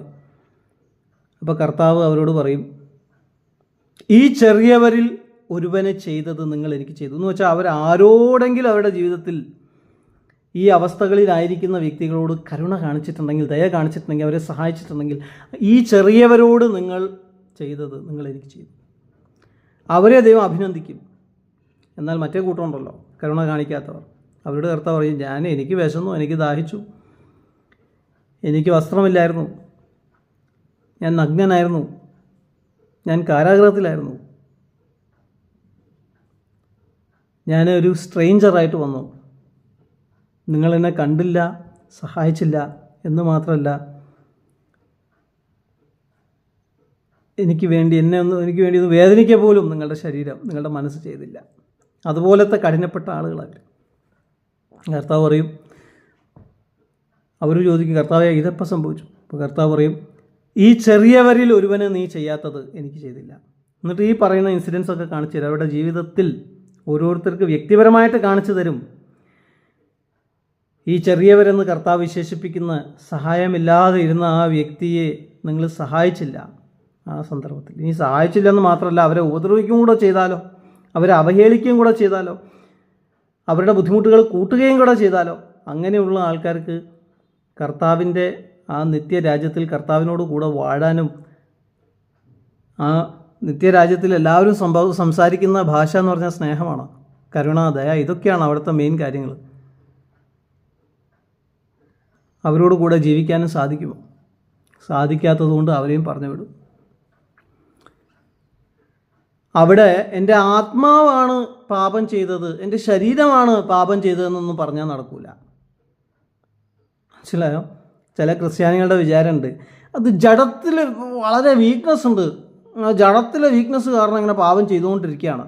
ആത്മാവ് ഫുള്ള് വിശുദ്ധിയിലാണ്, എല്ലാ ദിവസവും ബൈബിൾ വായിക്കുന്നുണ്ട്, പ്രാർത്ഥിക്കുന്നുണ്ട്, എല്ലാ ഞായറാഴ്ചയും സഭയിൽ പോകുന്നുണ്ട്, ദശാംശം കൊടുക്കുന്നുണ്ട്, ആഴ്ച 2 ദിവസം ഉപസിക്കുന്നുണ്ട്, എല്ലാ കാര്യവും കൃത്യമായിട്ട് ചെയ്യുന്നുണ്ട്. ഇതൊക്കെ പരീശന്മാരും ചെയ്തിരുന്നു. എന്നാൽ അവർക്ക് നിത്യജീവൻ കർത്താവ് കൊടുത്തില്ല, മാനസാന്തരപ്പെടാതെ. എന്നുവെച്ചാൽ അവർ മാനസാന്തരപ്പെടണം. ഏത് കാര്യത്തിൽ നിന്ന് മാനസാന്തരപ്പെടണം? അവർ മറ്റുള്ളവരോട് ദയ കാണിക്കുന്നില്ല, കരുണ കാണിക്കുന്നില്ല.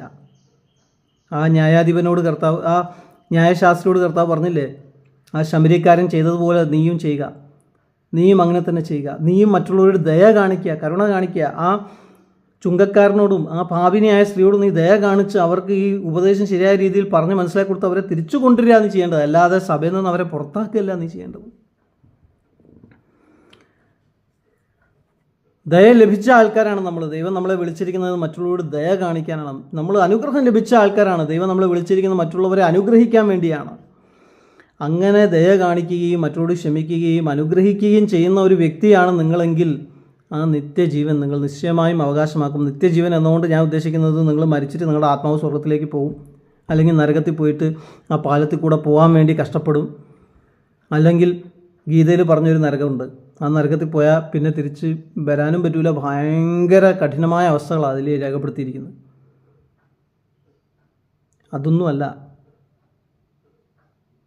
അതൊന്നുമല്ല സംഭവിക്കാൻ പോകുന്നത്. നിങ്ങൾ മരിക്കും, നിങ്ങളുടെ ഇന്നിങ്സ് ഇവിടെ തീരും. എന്നാൽ നിങ്ങൾ കർത്താവിൽ വിശ്വസിക്കുന്ന ഒരു വ്യക്തിയാണെങ്കിൽ കർത്താവിൽ, ദൈവത്തിൻ്റെ സ്പേസിൽ കർത്താവിൽ നിങ്ങൾ കിടക്കുകയാണ്. കർത്താവ് മടങ്ങി വരുന്ന സമയത്ത് നിങ്ങൾ കർത്താവിനോട് കൂടെ വരും, ഒരു പുതിയ ശരീരവുമായിട്ട്. പക്ഷെ നിങ്ങൾക്കറിയാം നിങ്ങൾ ആ വ്യക്തി തന്നെയാണെന്ന്. കർത്താവ് ഉയർത്തെഴുന്നേറ്റപ്പോൾ കർത്താവിന് അറിയാമായിരുന്നില്ലേ കർത്താവ് ആ യേശു തന്നെയാണെന്ന്? കർത്താവിൻ്റെ ശരീരത്തിൽ പ്രധാനപ്പെട്ട അടയാളങ്ങളുണ്ടായിരുന്നില്ലേ ക്രൂശ് മരണത്തിൻ്റെ?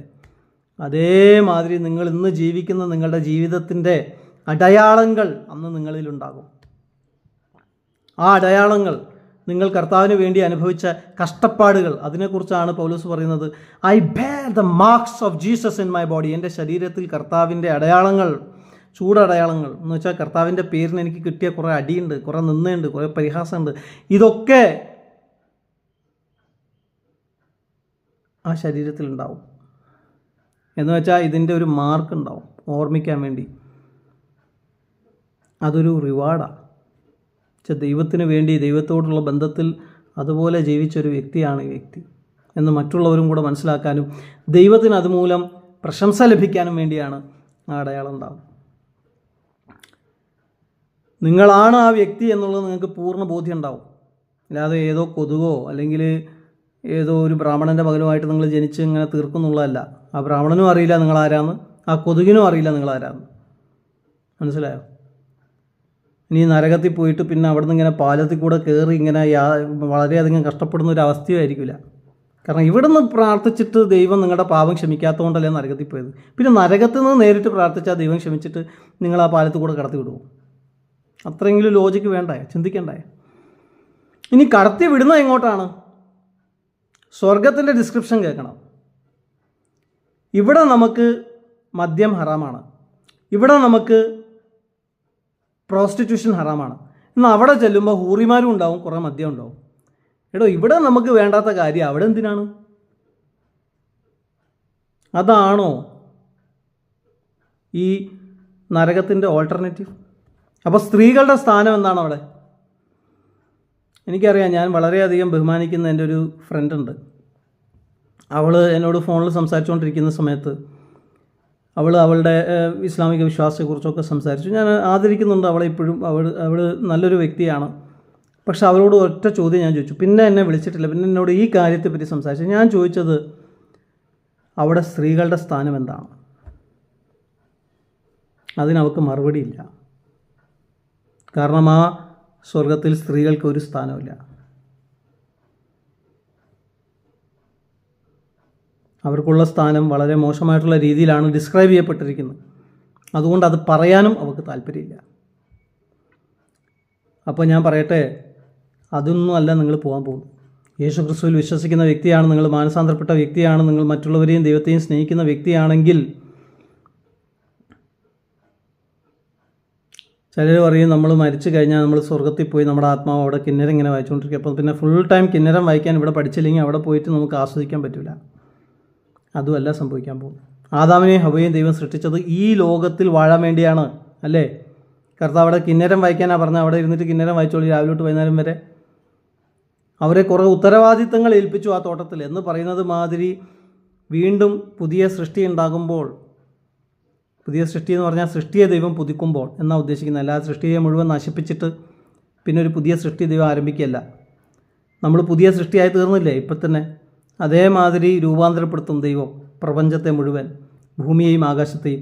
അങ്ങനെ രൂപാന്തരപ്പെട്ട ആ ഭൂമിയിലും ആകാശത്തിലും നമ്മൾ കർത്താവിനോട് കൂടെ പുതിയ യെരൂശലേമിൽ വാഴുന്ന സമയത്ത് നമുക്ക് വേറെ ഉത്തരവാദിത്തങ്ങൾ ഉണ്ടാവും. ഇപ്പോൾ നമുക്ക് ചില ഉത്തരവാദിത്തങ്ങളില്ല ചെയ്യാൻ എന്ന് പറയുന്ന മാതിരി വേറെ ഉത്തരവാദിത്തങ്ങൾ ഉണ്ടാവും. അതിനെക്കുറിച്ചൊന്നും ബൈബിളിൽ കൂടുതലായിട്ട് വിശദീകരിച്ചില്ല, അതുകൊണ്ട് ഞാൻ അതിലേക്ക് കടക്കുന്നില്ല. പക്ഷേ വേറെ ഉത്തരവാദിത്തങ്ങളുള്ള ഒരു മനുഷ്യ ശരീരത്തിൽ തന്നെയായിരിക്കും നമ്മൾ ജീവിക്കുന്നത്. പക്ഷെ മരിക്കൂല, അതാണ് പ്രത്യേകത. ഇമ്മോർട്ടലായിരിക്കും. മാത്രമല്ല കർത്താവിൻ്റെ ഭാഷയാകുന്ന സ്നേഹവും ന്യായവും നീതിയും സംസാരിക്കാൻ നന്നായിട്ട് പഠിച്ച ആളുകളായിരിക്കും അവിടെ ഉണ്ടാവും.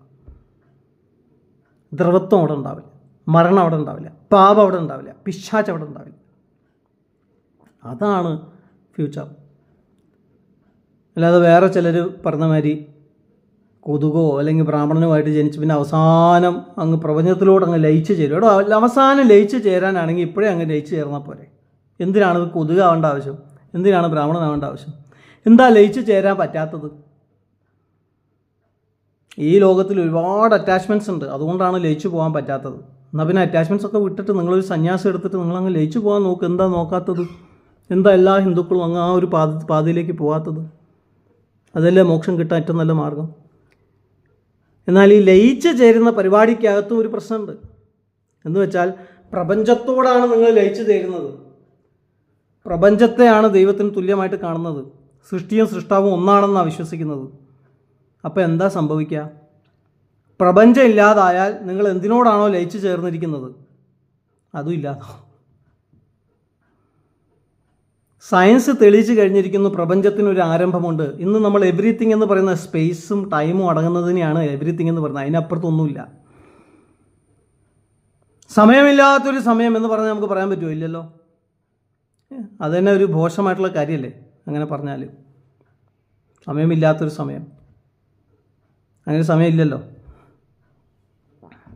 ഇല്ലാത്തത് കൊണ്ടല്ല അങ്ങനെ പറയേണ്ടി വരുന്നത്. അപ്പോൾ ഒന്ന് ചിന്തിച്ച് നോക്കിയേ, ഈ പ്രപഞ്ചത്തിനൊരു ആരംഭമുണ്ട് എന്നാണ് സ്റ്റീഫൻ ഹോക്കിൻസ് അടക്കം എല്ലാ സയൻറ്റിസ്റ്റും വാദിക്കുന്നത്. സ്പേസിനും ടൈമിനും എല്ലാത്തിനും ഒരു ആരംഭമുണ്ട്, ഇതിൻ്റെ ഒരു അവസാനമുണ്ട്. ആ ആരംഭത്തിൻ്റെ സമയം ആരംഭത്തിൻ്റെ ആ ഒരു സന്ദർഭം അവർ കണ്ടുപിടിച്ച് കഴിഞ്ഞിരിക്കുന്നു. അതിനെ അവർ സിംഗുലാരിറ്റി എന്ന് വിശേഷിപ്പിക്കുന്നു. അപ്പോൾ ആ ആരംഭത്തിൻ്റെ സമയത്ത് ഒന്നുമില്ലായ്മയാണ്. അപ്പം ആ ഒന്നുമില്ലായ്മയാണ് പിന്നെ എല്ലാമായി തീർന്നത് എന്നാണ് അവർ വാദിക്കുന്നത്. അങ്ങനെയാണെങ്കിൽ അത് ശരിയാണ്. അങ്ങനെയാണെങ്കിൽ ആ ഒന്നുമില്ലായ്മയിൽ നിന്ന് എല്ലാം ഉളവായി എന്ന് നമ്മൾ വിശ്വസിക്കുന്ന ഒരു അവസ്ഥയിലാണ് നമ്മൾ നിൽക്കുന്നതെങ്കിൽ ഈ പ്രപഞ്ചം എന്ന് പറയുന്നത് ഒന്നുമില്ലായ്മയാകുന്ന ഒരു സമയമുണ്ട്. അങ്ങനെയാണെങ്കിൽ നിങ്ങൾ എന്തിനോടാണോ ലയിച്ച് ചേർന്നിരിക്കുന്നത് അതൊന്നുമില്ലായ്മയായി തീരും. എന്നുവെച്ചാൽ എല്ലാം ഇല്ലാതാവും, നിങ്ങളും ഇല്ലാതാവും. പിന്നെ എന്തിനാണ് നീതിയോടെ ജീവിക്കുന്നത്? പിന്നെ എന്തിനാണ് നല്ല കർമ്മങ്ങൾ ചെയ്യുന്നത്? പിന്നെ എന്തിനാണ് തിന്മ ചെയ്യാതിരിക്കുന്നത്? ഈ കർമ്മങ്ങൾക്കൊക്കെ പിന്നെ എന്താ പ്രാധാന്യമുള്ളത്?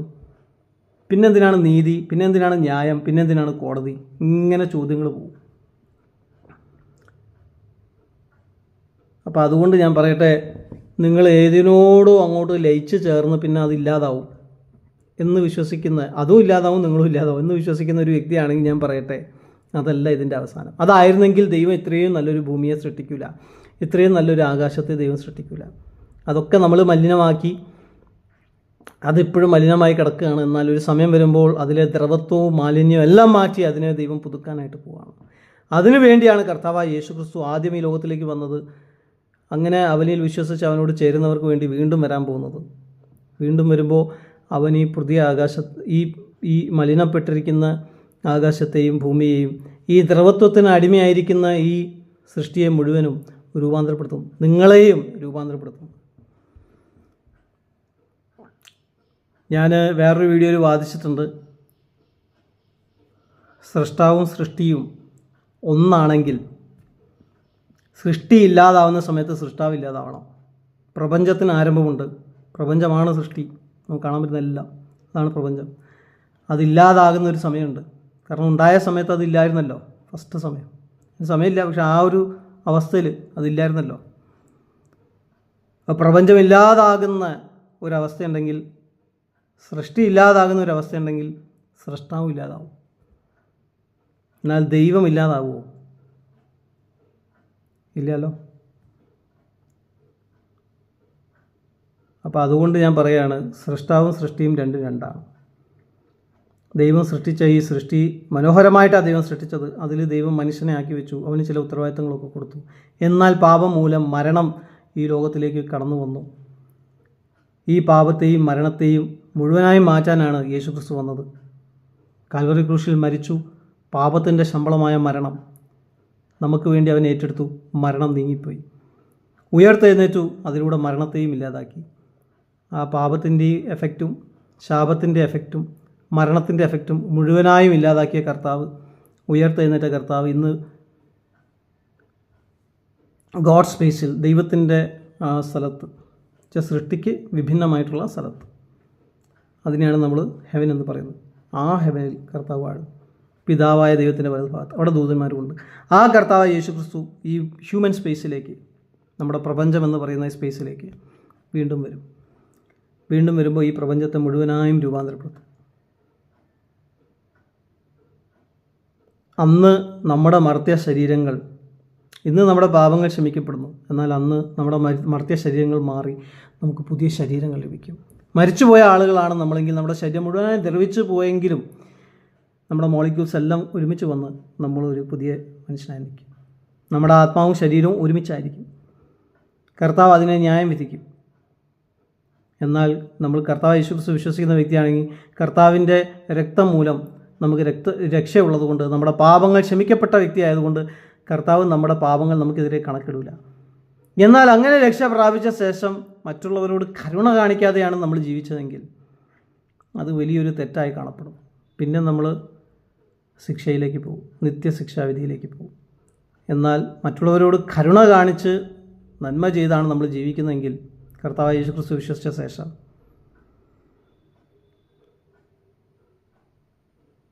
കർത്താവ് അവനോട് കൂടെ വാഴാനുള്ള അവസരം, അവനോട് കൂടെ വസിക്കാനുള്ള അവസരം ഈ ലോകത്തിൽ, ശരീരത്തിൽ നമുക്ക് തരും. അന്ന് നമ്മൾ ഈ ലോകത്തെ ഭരിക്കും നീതിയോടെ, സ്നേഹത്തോടെ. അവിടുത്തെ ഭാഷ സ്നേഹമാണ്, അവിടുത്തെ പ്രവൃത്തികളിൽ നീതിയുള്ള പ്രവൃത്തികളാണ്. ആ ഒരു അവസ്ഥയാണ് വേദപുസ്തകം, സത്യവേദപുസ്തകം, ബൈബിൾ നമുക്ക് വാഗ്ദത്തം തരുന്നത്. അതുകൊണ്ടാണ് പുനരുത്ഥാനത്തിന് ഇത്രയധികം പ്രാധാന്യമുള്ളത്. ഇനി കർത്താവായ യേശുക്രിസ്തുവിൻ്റെ പുനരുത്ഥാനത്തെക്കുറിച്ച് പല കഥകളും പ്രചരിക്കുന്നുണ്ട്. ചില ആളുകൾ പറയുന്നു കർത്താവ് ഉയർത്തെഴുന്നേറ്റില്ല, കർത്താവ് ക്രൂശിൽ മരിക്കുമ്പോൾ കർത്താവിൻ്റെ ആത്മാവിനെ ദൈവത്തിൻ്റെ കയ്യിലങ്ങ് ഏൽപ്പിച്ചല്ലോ, അതാണ് ഉയർത്തെഴുന്നേൽപ്പ്. ചില ആളുകൾ പറയുന്നു കർത്താവായ യേശുക്രിസ്തുവിൻ്റെ ശരീരം യഹൂദന്മാരായിട്ടുള്ള അവൻ്റെ ശിഷ്യന്മാർ കട്ടുകൊണ്ടുപോയി അവനെ ജീവിപ്പിച്ചു. വേറെ ചിലർ പറയുന്നു കർത്താവ് അവിടെ നിന്ന് മൈഗ്രേറ്റ് ചെയ്ത് ഇന്ത്യയിലേക്ക് വന്നു, എന്നിട്ട് ഇന്ത്യയിൽ കുറേ കാലം ജീവിച്ചിട്ട് കാശ്മീരിൽ മരിച്ച് അടക്കപ്പെട്ടു. ഇതൊക്കെ തെറ്റാണ്. ഇതിനെക്കുറിച്ച് ഞാനൊരു വീഡിയോ ചെയ്യുന്നതായിരിക്കും. കർത്താവായ യേശു ക്രിസ്തു ക്രൂശിൽ മരിച്ചു എന്നത് സത്യമാണ്, അടക്കപ്പെട്ടു എന്നത് സത്യമാണ്, ഉയർത്തെഴുന്നേറ്റു എന്നത് സത്യമാണ്. കർത്താവായ യേശു ക്രിസ്തു ഉയർത്തെഴുന്നേറ്റിട്ടില്ലെങ്കിൽ ക്രിസ്ത്യൻ വിശ്വാസം തന്നെ വേസ്റ്റാണ്. അതുകൊണ്ട് പുനരുത്ഥാനത്തിന് വളരെയധികം പ്രാധാന്യത ഉണ്ട്, അത് മനസ്സിലാക്കുക. അതുകൊണ്ടാണ് അപ്പോസ്തലനായ പൗലോസ് പറഞ്ഞത്, വല്ല വിധേനയും മരിച്ചവരുടെ ഇടയിൽ നിന്നുള്ള പുനരുത്ഥാനം പ്രാപിക്കാൻ ഞാൻ ആഗ്രഹിക്കുന്നു. ദൈവം നിങ്ങളെ അതിനായിട്ട് പ്രാപ്തരാകട്ടെ എന്ന് ആശംസിച്ചുകൊണ്ട് എൻ്റെ വാക്കുകൾ നിർത്തുന്നു.